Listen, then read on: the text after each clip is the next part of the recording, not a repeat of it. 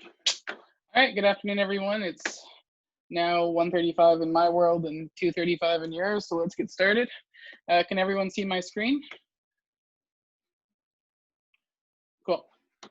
So before we begin, I'm going to show you a piece of software gore that I discovered this morning, and by my own university of all places. So I want to show you what this piece of software gore is, so that you know not to do this.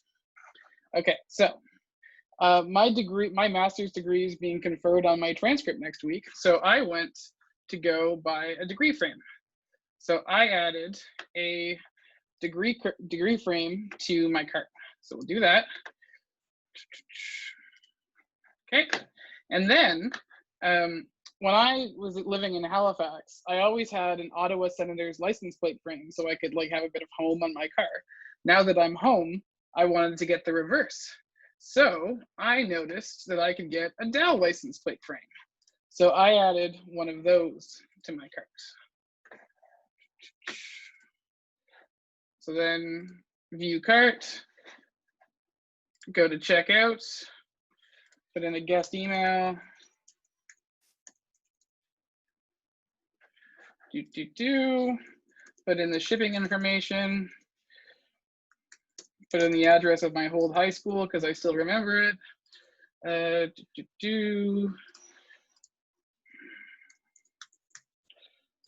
Oops.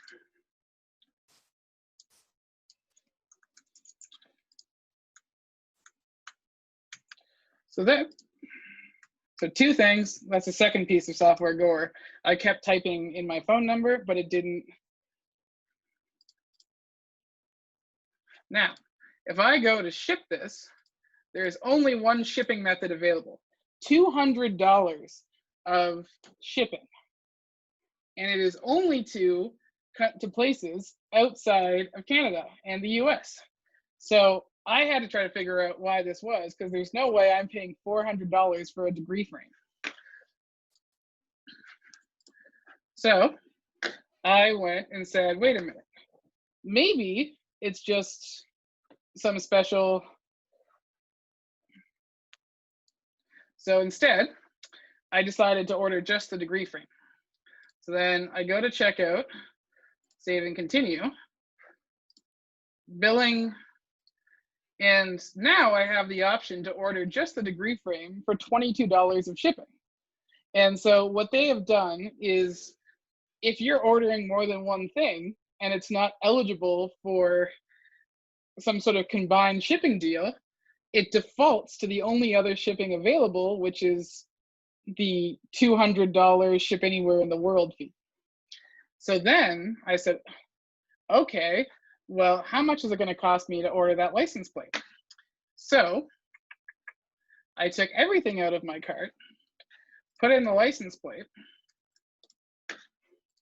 said checkout, save and continue, same billing address, and now it wants me to pay $22.50 for shipping the license plate, which is more than the cost of the license plate.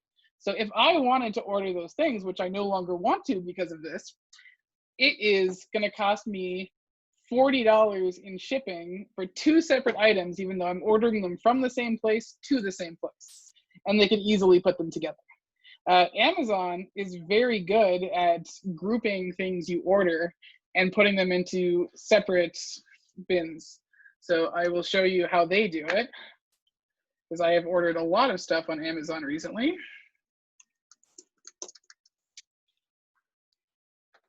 So I went and ordered a computer science book for my course at Carleton, and it is coming in one shipment. So they put it in this one shipment. And then in the next shipment, where I ordered some cool masks, I find that they're grouped in a different shipment. So it's grouping things by shipment. And that is something that you should be doing, because clearly people are going to want to order one thing from your marketplace, and you don't want to lose them because of the way you have code. Cool. So the next thing I want to talk to you guys about is this website I found called hotframeworks.com. I got a question the other day, and someone said to me, how popular is Django? And I said, Django, like I had to think about it because I haven't heard the name Django since Django was unchained by Quentin Tarantino. And so I started thinking, like, I haven't heard about the framework in a while, but that doesn't mean it's not super popular somewhere else, because my frame of reference is not all of the frames of reference that are out there. So I'm learning that in Asia, Django is actually a pretty popular framework. So someone in the chat is saying they're surprised they don't see Node there. Node is a very unique framework in the sense that it's both a front end and a back end runtime environment. It's also partially a framework, but it's also classified as a runtime environment, so it often doesn't make these lists. So usually you see Node run with something else as well. So that's why we don't see Node here. And this data is based on, so here in the Middle East, pretty much all web dev jobs require Django. And if I'm not mistaken, the Middle East counts as Asia, right? Is it Asia or Europe? Yeah, it's Asia, cool. So in that part of the world, Django is super popular.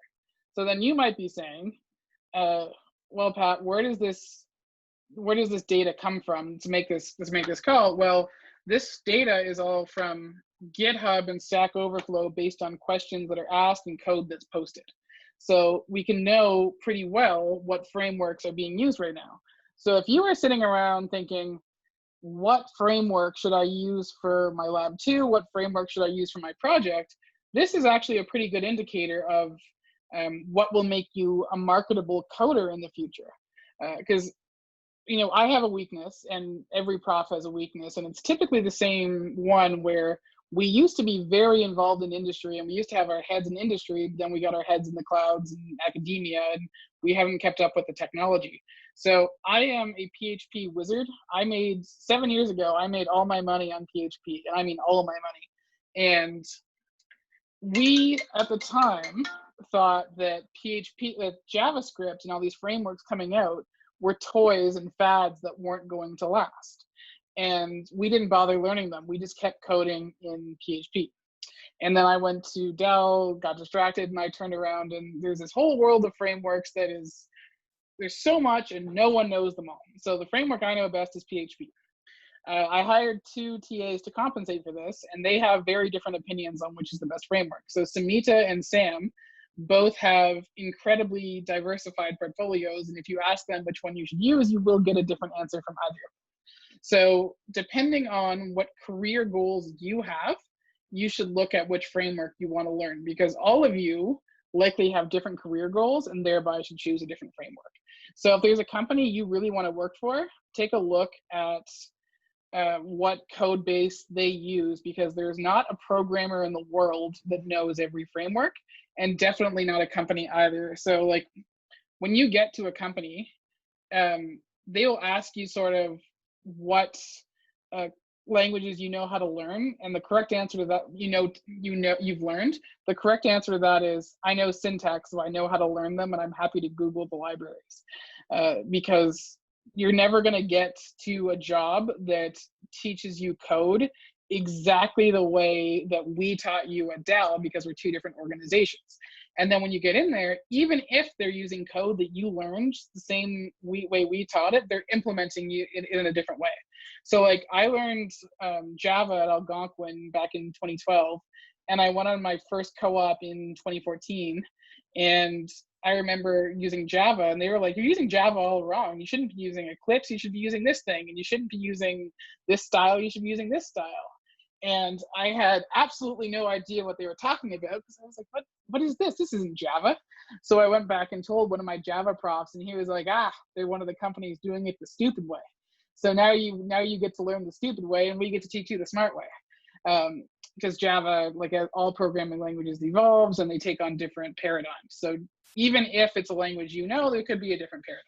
So do your research on which framework to use, and I highly recommend doing it based on your career goals. All right, the next thing I want to show you guys is some memes that I found. People have a hard time keeping track of what the different HTTP status messages are. And it turns out that they have been quantified using cat pictures to explain what the different ones are. So we have 100 means continue, 101 means switching protocols. 200 is okay. 201 created. 202 accepted. 204 no content. 206 partial content, and so forth. So if you are having trouble remembering what your HTTP status codes are, this is a great way to remember. You can go through and take a look. The other thing that you should know, and I found this flipping through Reddit the other day, is this is the way to remember the first code. So number 1 is here you go. Number 2 is, number 1's hold on. Number 2 is here you go. Number 3 is go away. Number 4 is you effed up. And number 5 is we effed up on the server. So if anyone's having a hard time remembering their status codes, this is a great usage for them because we will be hammering these into you in the course.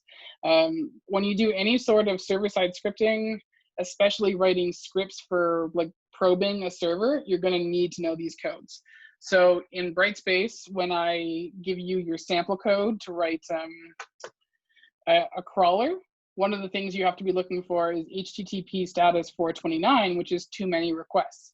You can't write a web crawler without managing for different error codes. Because if you're writing a web crawler and you're getting error code 404, that means you've just crawled nothing and you've wasted time. So you want to make sure that you're not crawling error code 404, and you want to make sure you're getting error code 200, which means okay.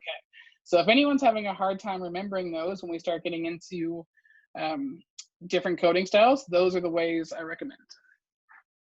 Next thing is, how's lab 1 going? Is everyone doing okay with lab 1? Can I get just some feedback in the chat? Did Samita's video come out okay? Is it easy to follow? To be honest, I haven't started. I expected some of that. I know at least 13 of you have submitted it, which I'm very proud of. Not starting labs till next week. So Jesse, you finished it. Okay, cool. So one thing that's happening in the world right now is this lab 1 is on GitHub, and GitHub, I think, Git and GitHub are two different things. Git is the protocol. GitHub is one of the main implementations. GitHub has decided to change some of its very key syntax. So in October, is GitLab doing it too? I thought they weren't. There was a whole discussion about this among the profs. The reason being, and I don't really want to get into a discussion on this, is it has the term master has slavery-based connotations. So anyway, the change has already been made, and if you are finding problems with your Gits, the problem is because there is a change in the fundamental syntax of Git. So this is something that every one of you needs to know because it's a huge change and it's affecting trillions of lines of scripts all over the world. Okay, is there anything else I was going to show you before we begin the lecture? No, actually, I think I'll start with the slide deck. Ah, frozen. Why are you frozen?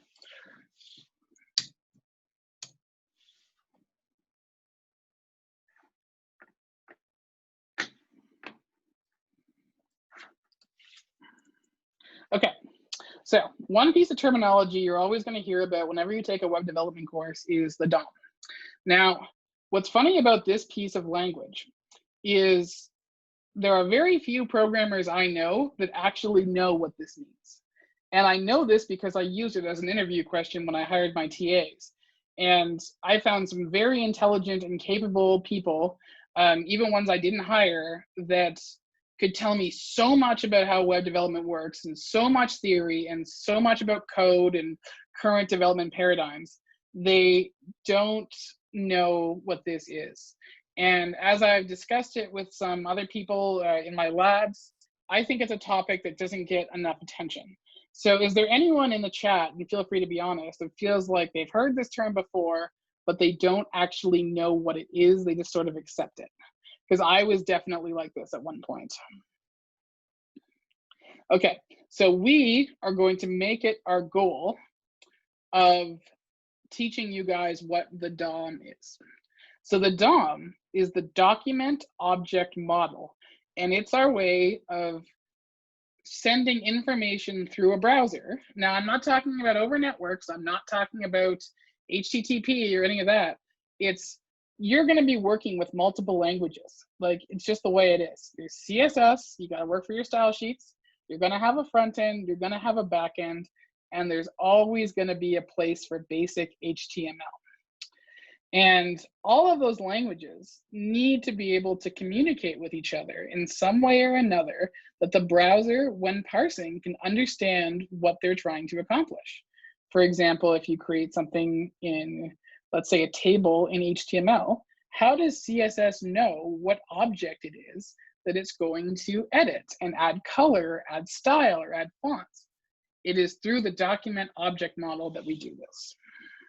So before we go any further, I think these are third-hand slides, at least at this point. I got these from Ottawa U, some guy named Vince Jordan, and he got them from some guy named Jeffrey C. Jackson. So that's my citation. If you want to find out more, there was an Ottawa U site I got them from, but I find that other profs often make fantastic slides, and I like to reuse them. Okay. So it is the API that allows programs to interact with HTML or XML. So in typical browsers, the JavaScript version of the API is provided by the document host object. So we recommendations define the standard DOM. Is there a question? We use them to access HTML tags to drive, yes. So basically, anytime there is any form of identification of an object in a browser, you are using the document object model. Okay, so you can tell these slides are slightly dated because we have Windows XP as the screenshots, but we can see the rollover effect. That is done through, is it not going to animate it? Oh, perfect. That is done through this code here. So what we do is we have our text, which calls the JavaScript file and performs the rollover. So isn't that just a hover? Yeah. But the whole point is not how cool it is, it's how it works. So the script type is JavaScript. So we import the JavaScript code. And that is identifying to the browser what file that it's going to need to run and what language it's going to need to use to parse that, that language. And then we say that we can set the default language for scripts identified as attribute values. So what we can do then is say, every time I call a script, you can know to render it in Java. You can make that your primary assumption. And if I say otherwise, then you'll know.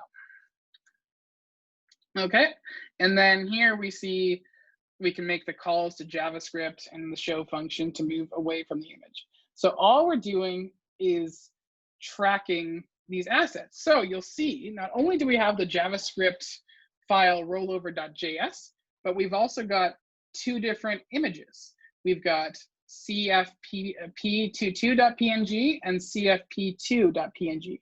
So what it's saying is, when you, using JavaScript, when you detect a mouse over this image, load this other image, which is located over here.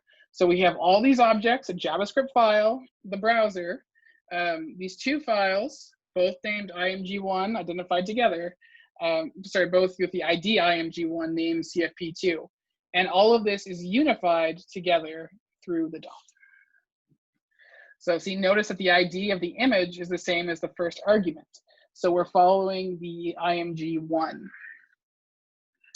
Okay, so we look over more. The other function we can use is get element by ID. So what we're doing here is saying to the DOM, because the DOM has elements and IDs, this is the one I want. And from there, you can do whatever. But the whole point of the matter that I want you to conceptualize isn't what you can do in JavaScript, because this JavaScript code's a bit outdated. It's how the browser tracks this data so that they can perform all of the things that we do. Because you cannot be a good web-centric developer if you don't know how a browser works internally. Okay. So this image got kind of mangled. That looked way better in the preview. Hold on.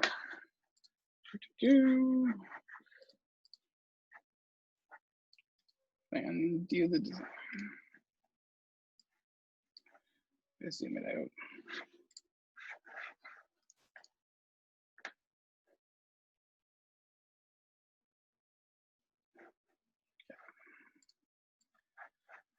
Okay, I'll fix that after. I'll fix that before I post it. But basically, you see in the HTML document, actually, I think I might still have another version of this. I'm just going to use the original slide so that you can get the actual image. Where'd it go? Come on, here we go.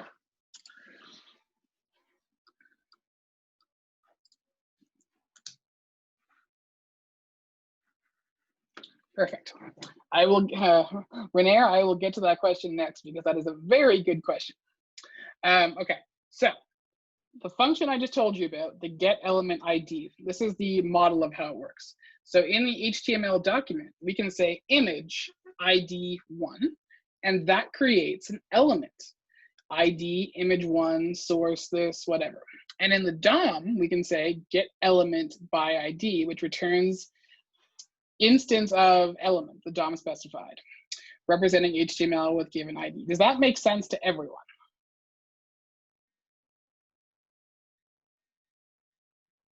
Pretty much, yeah, okay, good. Because the idea here is we're gonna build structures that center around the DOM.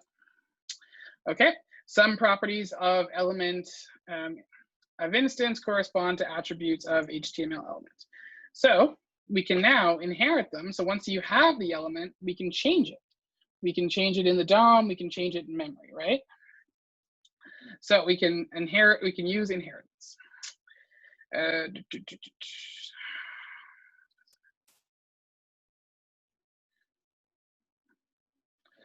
right. Anyone over this? So the DOM's been around since the early days. So what happened originally in the history of the internet is actually kind of interesting because HTTP and HTML were just created by scientists at CERN that wanted to share information faster. And the usages for the internet evolved in different directions. So we saw the internet go to CSS, which was making it prettier, and then PHP came around, which at the time stood for personal homepage, as PHP gave people the ability to render their sites the way they wanted them to render based on available data, so people could log in, people could share. And from then on, JavaScript started taking over in the front end a little bit. But from all this time, ever since we started going in different directions, there's had to have been a DOM to keep things unified and together structurally. So we can start looking at events. So when an event is called, this is a call to the DOM because it's going to happen on an object. So we have things like on load immediately after the body of the document has been fully parsed and read by the browser. We have on unload, the browser is ready to load a new document in place of the current document. On click, on secondary click, on mouse down, on mouse up. This is stuff that you guys have seen over and over. These are events that I trust that everyone has worked with at least once in their web programming careers. Is there anyone who's never seen anything like this before? You can message me privately. I just want to know for lecture planning purposes. Okay, we get more of these. Okay, so an intrinsic event attribute is a script. What language is it written in? The HTTP content script type header field specifies default scripting language. Didn't CSS3 get rid of these? Get rid of what?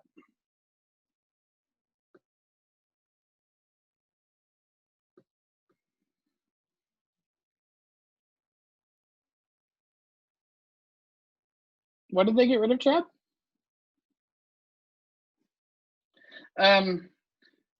Oh yeah, this code is all outdated. The whole point of this lecture slide is the DOM. Don't take code from the slide.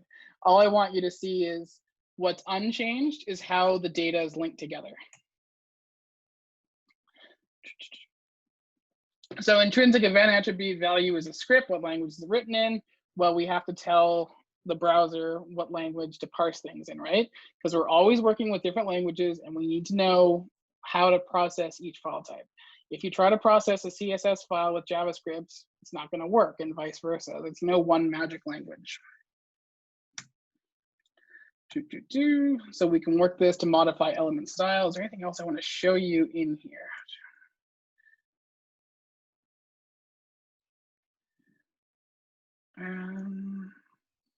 Be okay, actually.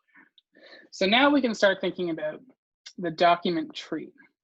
So when you're looking at HTML, it's really tempting and convenient and almost too easy to think about an HTML document as just a body tag. Just the way frameworks have gotten, it's so easy to just look into the file for where the body tag takes place and put everything in there. I remember I used to wonder why we even needed the HTML tag to begin with. Now it's pretty clear you do. But the reason is because the HTML data can be broken into a hierarchy of head and body. And the head is where you specify runtime information for the site, like what you're expecting the browser, what you're like defining expectations for the browser. You can sort of tell it what language, what encoding, how to run scripts, all of that kind of thing. Super useful information. So that way you don't have to reiterate it in the body. So anytime you ever see anything meta or anything that more has to do with telling the browser how to work, that goes in the head. So the days of not defining the head variables are over for you guys. In the past, in the first year and second year, we would have shown you everything that goes in the body, but now you need to be masters of the browser so that you can see how it works so you can design better sites. What do I want to tell you guys about next?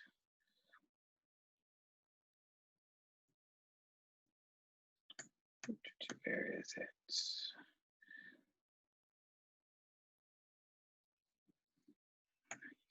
You guys are too advanced for this.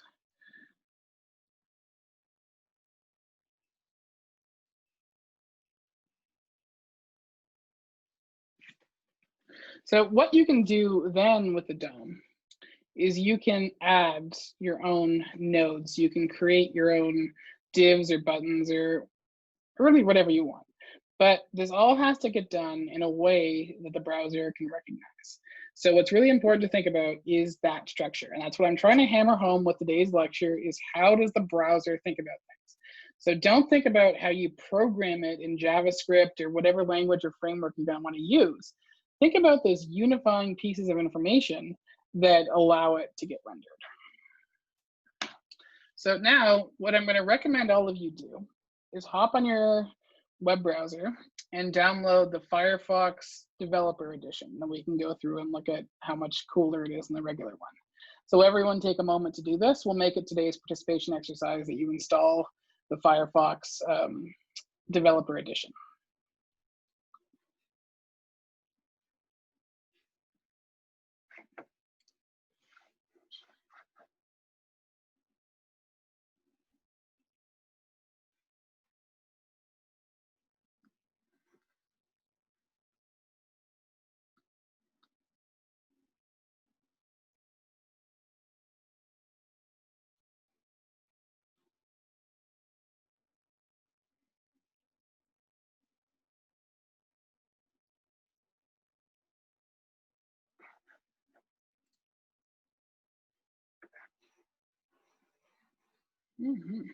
That's right, Blue Flame Firefox.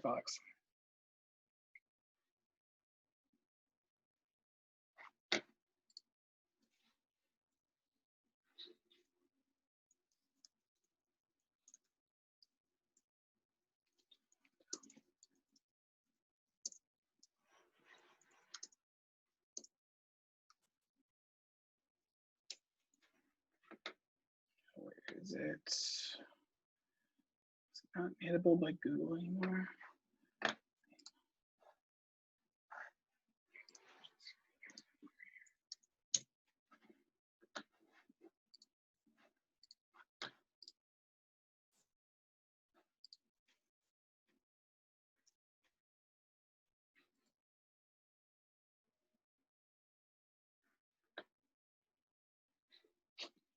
That's a good dad joke.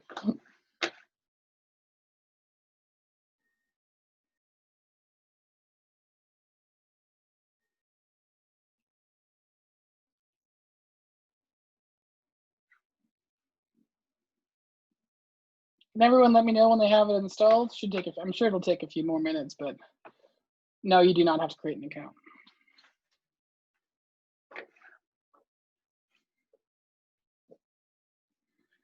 Okay. So let me put these side by side.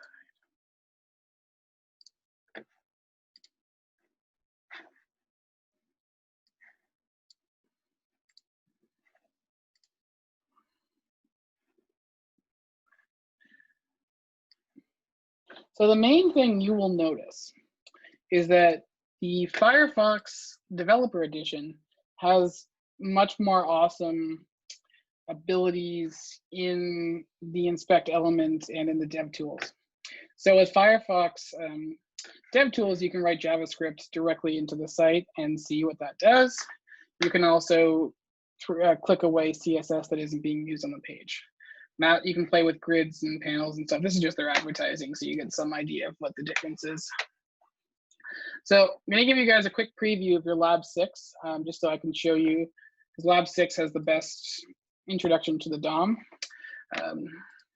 So you guys have seen this before. Any of you who have transfer credits most certainly have. Dal has a page for if you went to another university or another school and you want to see how their credits compare to what we have at Dal. So let's see how Carleton's computer science credits transfer over to ours.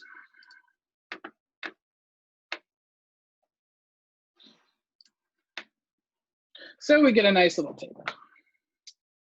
Now, when I look at the inspector, let's take this course.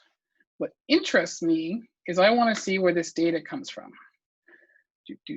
So it is a single cell with white space, this one being the white space, and it will tell me what cells are adjacent to it and what their class is, anything that we can use to link it together with the DOM. So let's say I wanted to get more data from this site. So I wanted to think about the way the site is rendering. So I can start looking at what the table classes are, and I can see here, look at this, it's highlighting. So what this is actually doing is highlighting for me what element of the DOM is united by the term data entry table. So let's say I was to do what I was doing in Lab 6, which is, or Lab 5 and 6.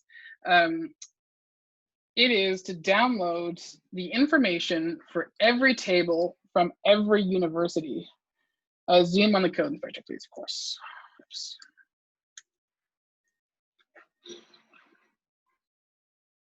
That better? Okay, cool.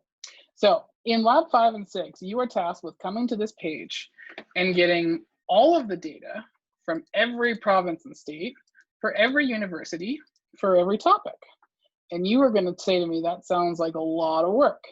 It isn't as much work as you think it is if you understand the DOM. So what I know is that this whole table, now I've lost my page, I lost my spot. What I know is that this whole table is captured in the document object model. And what I also know is each of these drop-down menus is also captured in the DOM because they're objects and they must be in the DOM. So if I want to start thinking like a hacker, what I start doing is not thinking about the web page as a collective, but as its individual pieces. So now let's see, let's look at this element. This element is an object in the DOM that is identified by the name subject. So everything everything is united on the term subject, which means I can send the subject value back to the browser for a database request. I can see what the changes are. I can modify it and see what happens. So if I scroll down, I can see all of the values that are programmed into Dal Online as available values for this piece of the DOM. So these are all things that can be selected. So now, what if I don't want computer science anymore?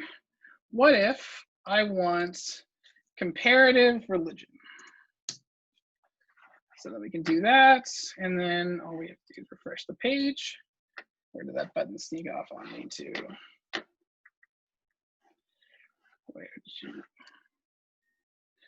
Where did they move that button to? It used to be right there.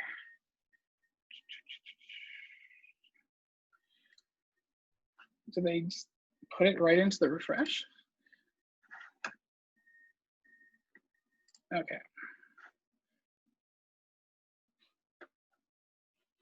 So you know what? Oh, that's why.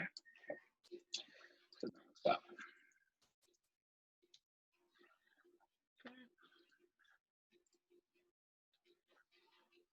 So now I've changed that path. It's not within the tag, and when you edited it wasn't.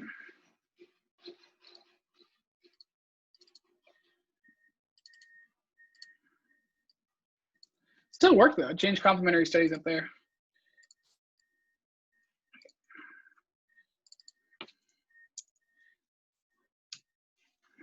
So like that? Well, I'm gonna tell you why it's doing that in a minute. So I was able to make this change and it re-rendered what was here. I could also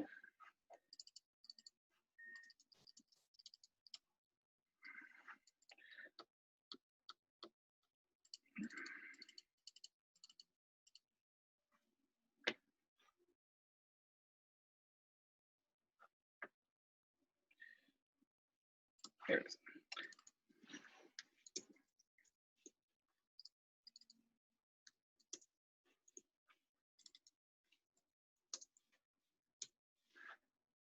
I could also make changes to the website itself, which means that I can change the behavior of the page. For the record, we are allowed to fire on this page just for crawling purposes, so I'm not doing anything against the rules. I got approval from the dean to do this. But we're able to modify the DOM on other websites. And some of you might be familiar with the early days of the internet when people used to go and delete the icon of Google and then refresh and it wouldn't be there because it's changed in memory, but not actually in the page. So you might think, but this change isn't being made on the server, it's only being made in my local memory. What dangers could happen here? What security could be violated? Does anyone have any ideas of what I could do security-wise that might not be the case? That might be a problem for this? I could fake a screenshot. I could add things to the list, that's right. There's all kinds of things I could totally do. And the key thing is that if that code, right now, what happens is it only works when the page fires back. So how they've blocked this is saying I can't just go and make a selected thing. I can't just make that object. It has to get fired back. And then it goes to the server to make sure it's an actual member of the object or of the DOM. And if it's not, the web page doesn't do anything. The defense against this as well is that this table is for information purposes only, and the registrar will consult it themselves before making any final assumptions. So are we starting to understand how the DOM works? What we're doing is we're finding things and looking at what those objects are, and there are objects that can be contained within those objects. Does that make sense to everyone? I want this to be as clear as possible because a lot of people don't realize what the DOM is. Then even worse, they realize they already know what it is, but in other terminology.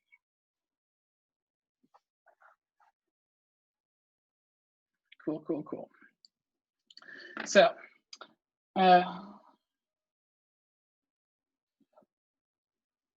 yeah, exactly. So with all of that, you could probably pull off some more intensive social engineering. Now, when you load a site, take hack this site, for example.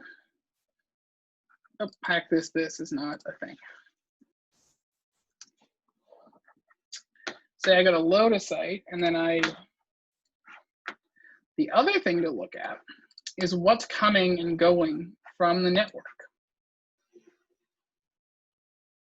So when you load, as I've been saying before, in the DOM, you're generally mixing a lot of files and a lot of different languages.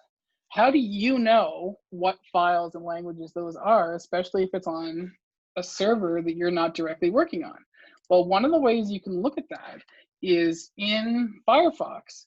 You can see when I loaded this page, this is the entire stack of files that the website needs to work properly, at least for this page. You see the size of the files, you see some of them are images, some of them are GIFs, some of them are PNG, some of them are icons, but this is all, these are all objects that are accessible via the DOM so that the web page can be built. Does that make sense?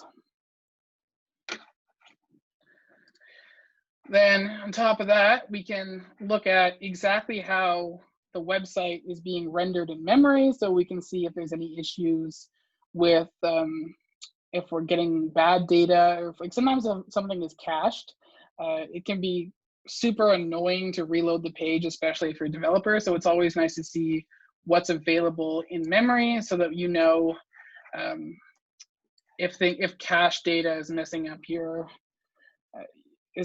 site. A great way to avoid cache data is to develop both in incognito mode and normal mode simultaneously, so you can see how you view the site and learn to get used to it with your account, but you can also see how a complete stranger would view the site. Then you can see what cookies they have stored for you. So cookies are another part of the DOM as well, because cookie data is identifiable and can be linked back and can be used to render your page, and it can also be edited by the DOM. So we can see the access, where I am, what date it came from, is it HTTP only, is it host only, what domain, what time I came in, and a secure, unique identifier for my session so that the DOM knows who I am and what data I need to be me. Does that make sense? This is super a key concept. So if you don't, if it's not seeming annoyingly obvious at this point, I want to know so that I can make sure it's drilled in. Right on. Then with accessibility, we can see how different, why is there a Tor onion here? How do you know about that? We can see how the page is broken down.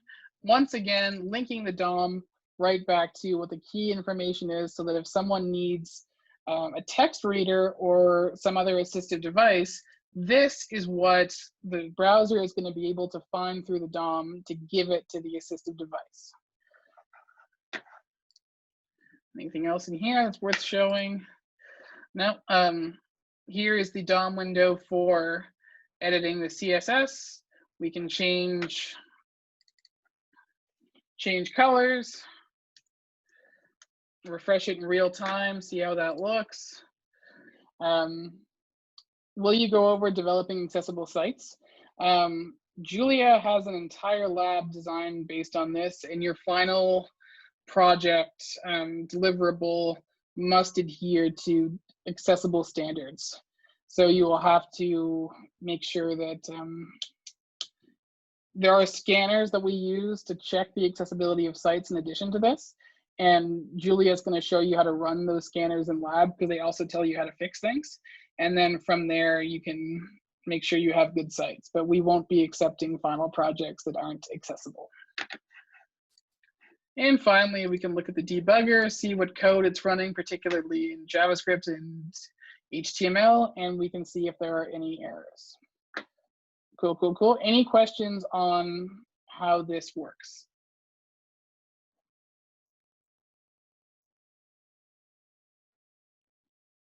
No questions? Here, I can check what tool Julia used. There's a bunch of them out there, and I'll show you how that tool, whatever it is, the tool that she used works.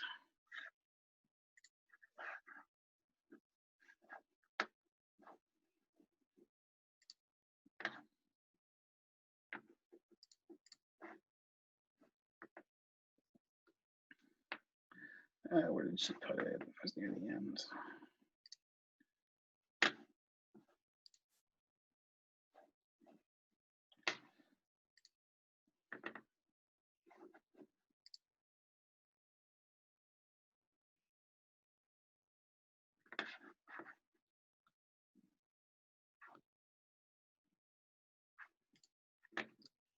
Ah, yes, Wave.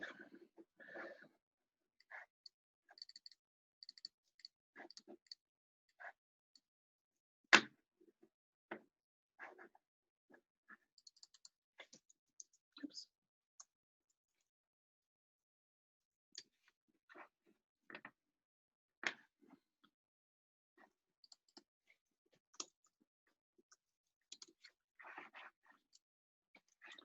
So what we do is we take this extension, and then we go to various sites, and then it will scan, telling us what the issues are for the site in terms of accessibility. So we can see on this site, there are 5 things missing alternative text. There are 7 things missing linked images, 2 spacers, 1 empty heading, 5 empty links, 19 contrast issues. So contrast issues make it harder for people that are colorblind to access your page, and it gives you pros on how things could be worked. And then these are alerts. Alerts are always things we care about slightly less. Let's see. I'm getting a question about the W3C validator. I don't know what kind of prof I'd be if I didn't also run your code through this. So then I can take the code for the page and we run it through here, and it will tell us if there are any issues in your document. So I don't care about warnings, but errors are things you should be getting rid of so that we know that you've made a site that conforms to all industry standards. Between Wave and W3C, I'll be quite confident that your programming style has worked and will work in industry. I don't know if this checks indentations too. I'm usually pretty hardcore in indentations, but I'm not sure if this checks it. I might run a checker for that as well. Is there anyone that's not familiar with proper indentation in HTML and JavaScript and PHP? Yes, no, anyone? 4 spaces.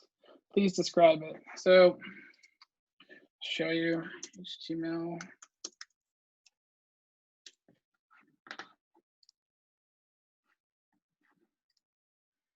So basically, anytime you create a top level object, let's say an unordered list, anything that is a sub object should be indented. And then if there is another sub object of a sub object, that should be indented once more. Oh yeah, you thought that was a given? That is what I like to hear. I am super, super stoked that that's the way it goes. So common sense then. You would say that, but I have seen some pretty spectacular patterns of indentation in the past. And the first thing an employer or someone of industry, or really anyone who matters that's going to judge your code, the first thing that they are going to judge you on without even thinking of it, and subconscious judging is the worst, is your pattern of indentation. So you wanted to make sure that it's something that is industry standard. Are you allowed to use Sass? What do you mean by Sass?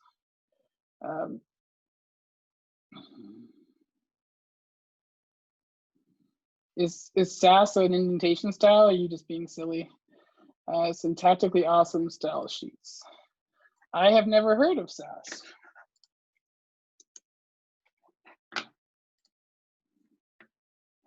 Most mature, stable, and powerful professional grades. Yeah, I don't have a problem with that. Whatever you would like to improve, as long as it is industry standard, just so that you don't practice anything that will be counterintuitive.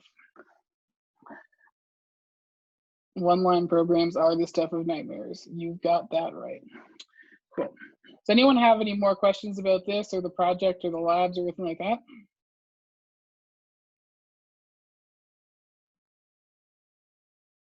No? All right, give me a second then.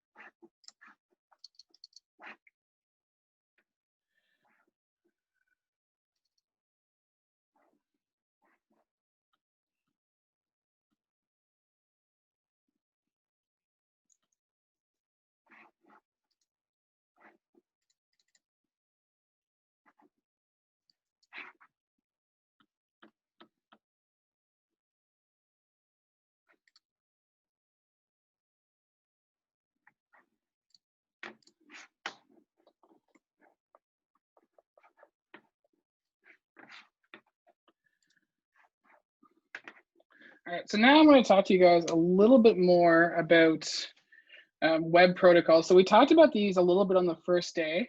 We talked about the various layers that work in a network, but I'm just going to skip ahead because I want to talk about the application layer. And these are awesome slides that Gabriella came up with.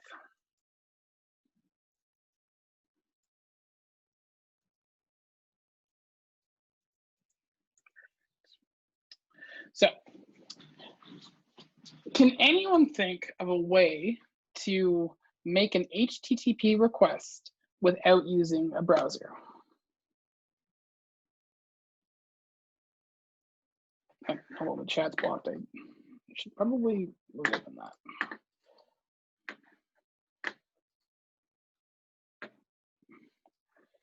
wget, HTTP get, those are the answers I was looking for.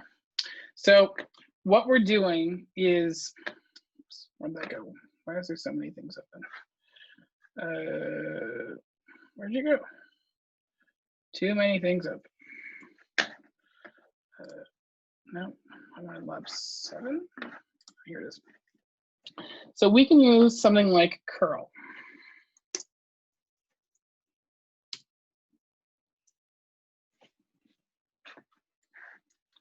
So in the past, you might have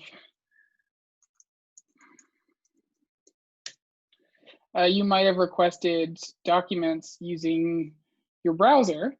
Of course, actually, might have, you of course have. But the thing is, what you're doing is downloading the HTTP file and it's being rendered, but you can just download the HTTP file directly. So if I want to curl,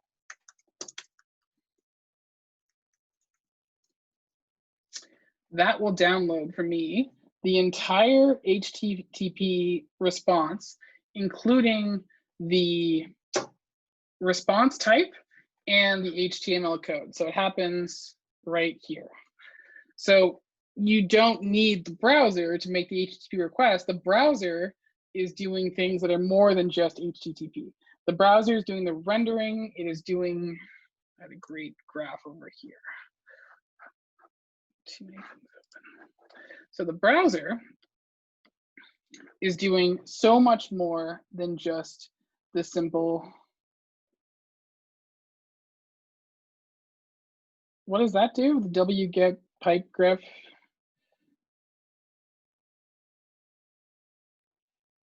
Right on. So the browser, how it works is it has a user interface, and it's got the engine, which is the program that you're more familiar with. And now when it goes into render, it reaches out to the network, it reaches to the JavaScript interpreter, and it reaches into the backend programming for the UI to make everything possible. So it's not just a little HTTP machine like a lot of people like to think it is. So let's look at some other things we can do with HTTP. So we have curl. So if you're not familiar with the terminal, one of the best ways to get familiar with any new program is type in the man commands, the man being short for manual. So if I want to use curl, it is a tool for getting stuff over a network, including HTTP files, but also mail files, secure FTP files, anything that's available on another network protocol. So we scroll down and we can look at some of the arguments that are available with curl. Where are the good ones? So if there's a need for a certificate or a password, we can fire in the password into curl. So that's another browser function that you might have thought you need the browser's UI to do. You actually do not, because you can send in those credentials with your HTTP request.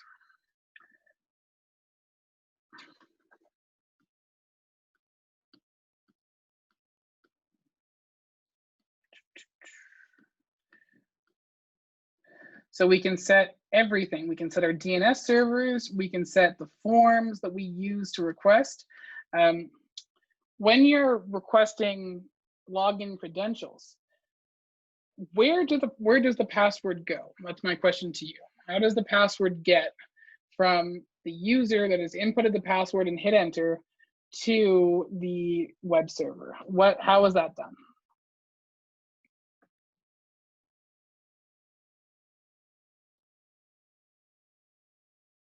Hopefully hash, but besides that, I can't totally repeat the question. So when I go to a website and I type in my username and password,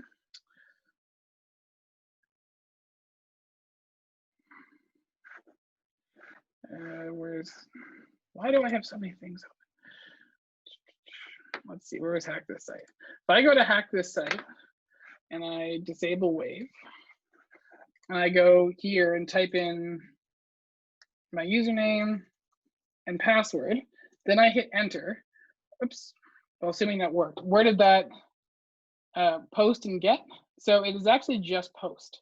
So get is for responses. So like a get is the action that gets request. It's a pull down, but we are making a post request.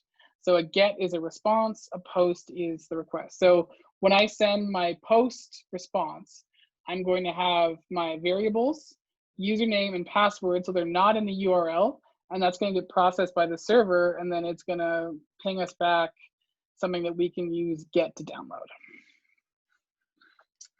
And so what we can do is with curl, we can make those same requests. We can use a username and a password over HTTP post so that we can download the login page.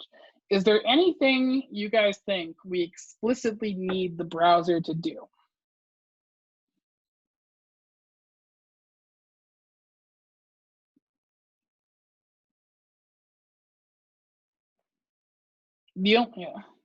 Cookies, render.js files. So the browser's purpose is to store data that we need for the DOM and to render code to look the way we want it to look.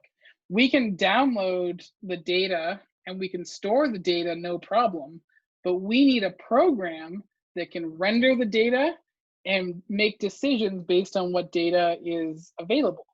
And that program is called the browser. So in lab, I believe it's either 11 or it's 10 or 11, Alex is going to show you the basics of writing socket programs that you can use to exchange data. So I'm just giving you a bit of a preview of that today. Are there any other labs that people are particularly excited for that I can give an overview of while we're here? Because I'm realizing I'm running out of time early today. Or I'm running short on, what's the word, short on time? No. Well, I'm basically finished everything I wanted to talk about early, so there's 20 minutes left if anyone has any questions. If not, we can call it early today.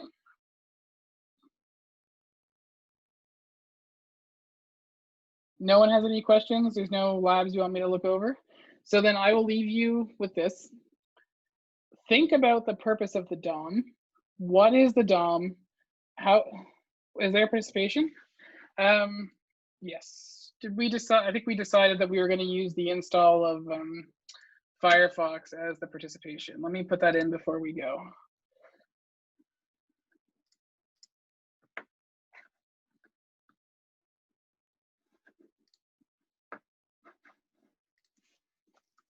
Date's the 24th.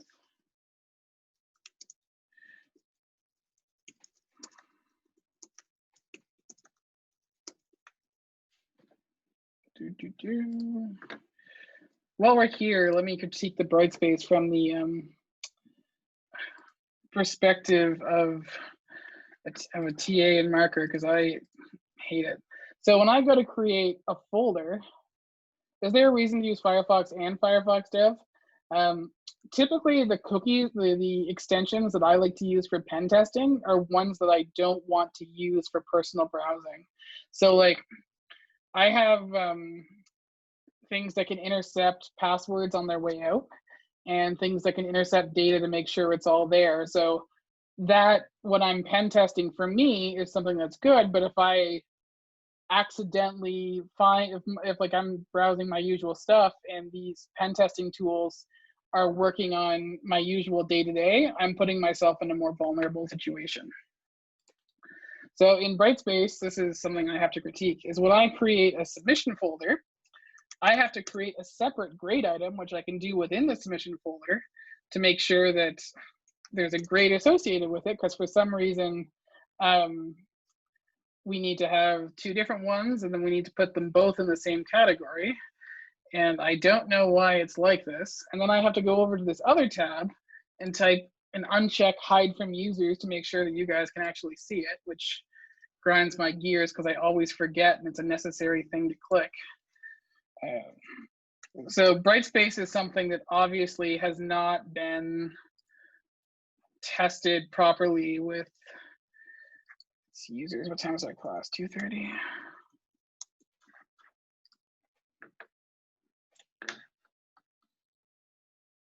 Cool. So install Firefox Devs, give me a screenshot or something, and I'll get those marked. Does anyone else have any questions? Next week, we are going to start looking at, next week, I'm going to start telling you about different kinds of networks and web-centric applications. We'll be doing an overview of the dark web and how the dark web is different from the regular web, but how there's still some similarities between them. And we'll also look more at different applications and how they exchange data, particularly like non-browser based applications. So like mobile apps and that kind of thing.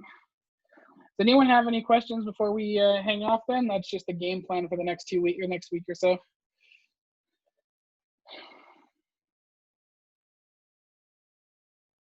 No one has any questions? Okay, I'm gonna hang out for a bit if anyone wants to ask me anything privately. Otherwise, you guys are good to go for the day.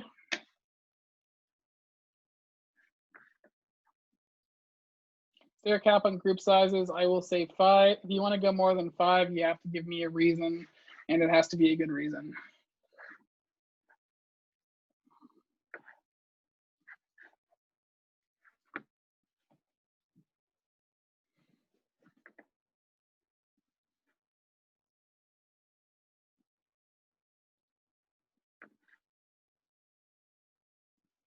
No other questions? Anyone looking for group member? Jared, there's a discussion board open for people looking for group members.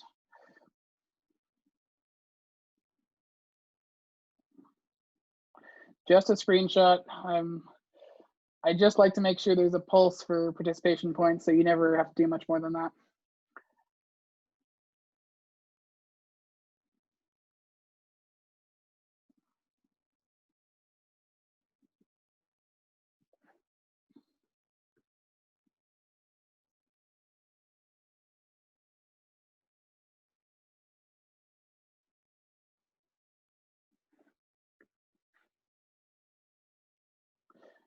Minify, you mean like zip them? No. If for projects, it's either going to be a PDF submission and a link to GitHub. No, don't bother with that. Put all your code's going on GitLab anyway, and then you're going to either submit a report as a PDF that has a link to GitLab, or you'll give me the GitLab link, and your report will be in a README file in the GitLab, one of the two. So you don't need to worry about minifying anything.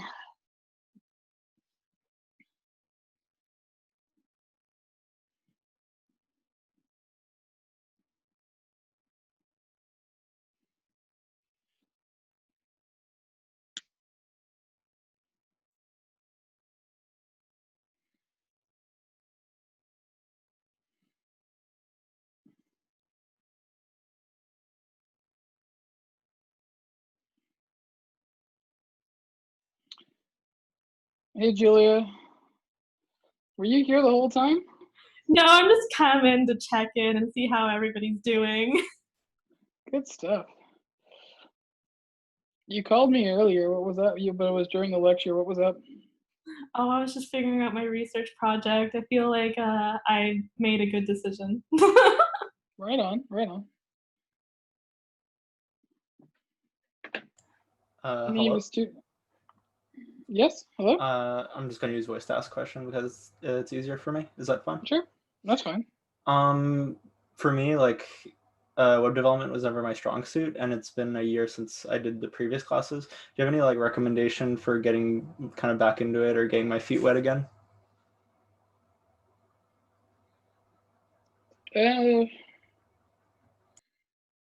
All I would say is just, dive in. So there's too much, in my opinion, in the web development stack that there's too much for anyone to truly be competent in all areas. So is there a particular aspect of web development that you find the most daunting? Like, is it the front end? Is it the back end? Is it CSS? Is it database? I guess more like the JavaScript and front end part of it. I guess that would be more difficult. Yeah. I would recommend sitting down for a meeting with both Sumita and Sam. The two of them both have extensive industry experience, so they might be able to either give you some tips on maybe what programs to use, or what IDEs, or just maybe some test programs to write.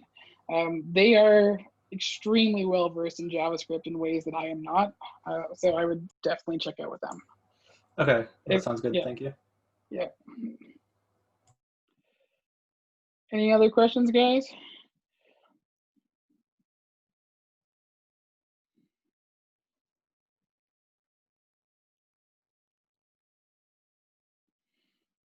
All right, if that's it, well, have a good week, and talk on Tuesday.